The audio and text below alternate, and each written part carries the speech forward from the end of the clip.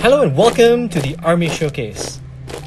Army Showcase is a place where we showcase different armies from different games. In this Army Showcase, we'll have a look at an army from the old world. This is an army from Warhammer Fantasy Battles.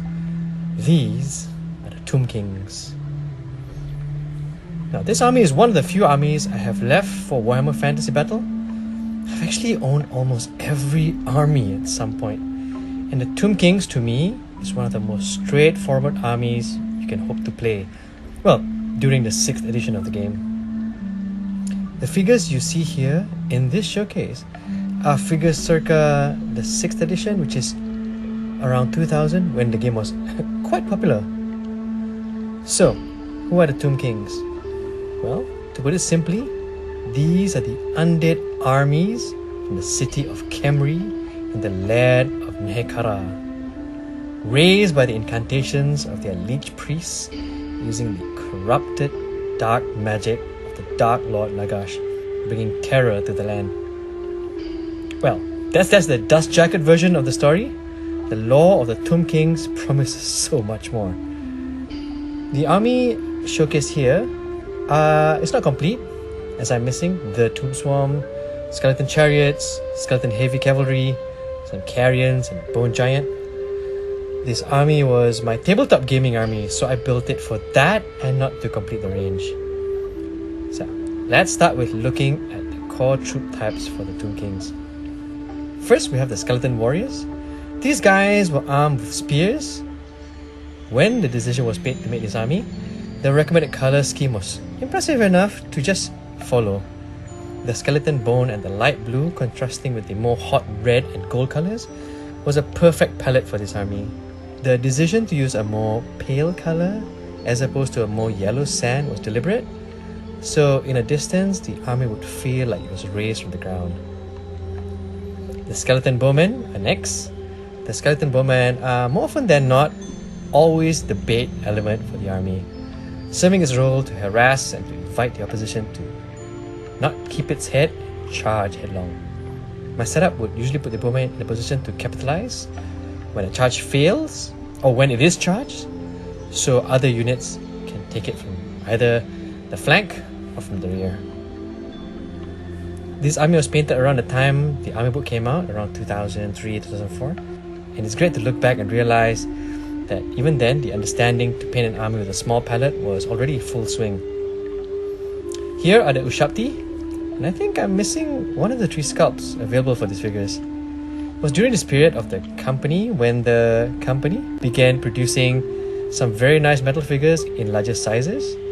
These figures tower over the rest and are just as ominous in view as they are in terms of function. It's a shame that the company that made these Tomb Kings took 8 years to make a new version of this book, only then offering the Tomb Kings collector access to new models. To date, the Tomb Kings lore can be read in the Undead Army book, the 2003 Tomb Kings Army book, and the 2011 Army book. Now, this army has a Tomb Scorpion, and these guys were so much fun to add to the table. In terms of monster, the Scorpion had it in spades.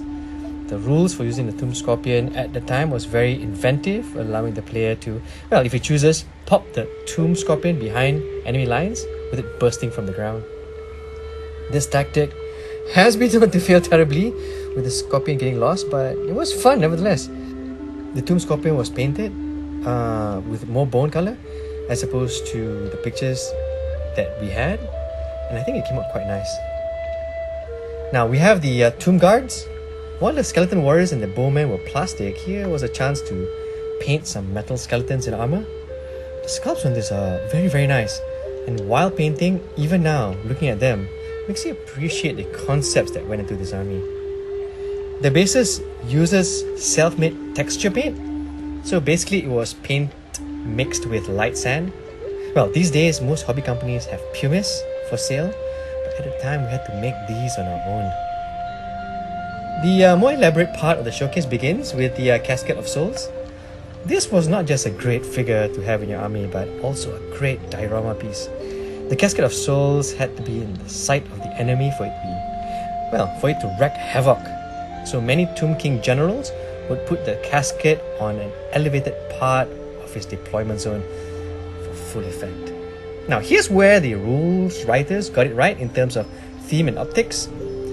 Put this model in the open so you can see it to optimize its gameplay and usefulness, and then watch as passerby stop and appreciate the figure.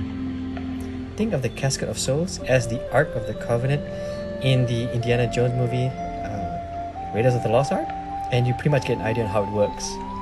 It's such a centerpiece. Then there is this huge artillery piece. This is the Screaming Skull Catapult. The earlier versions of this kit were so small that when this model was made, undead generals rushed to their local game shops to get them.